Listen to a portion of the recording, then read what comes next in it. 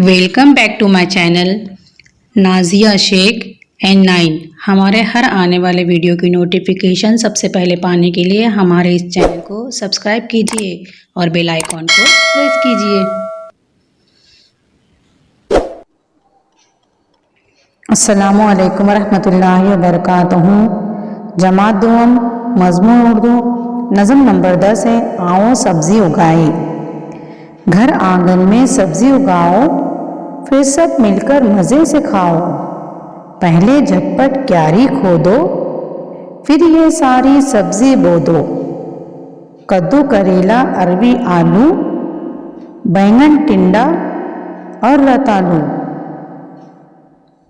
मूली, गाजर, शलगम, तोरी, लाल, हरी और गोरी गोरी, धनिया, मिर्चे, लहसुन, अदरक, हरियाली है आग की ठंडक।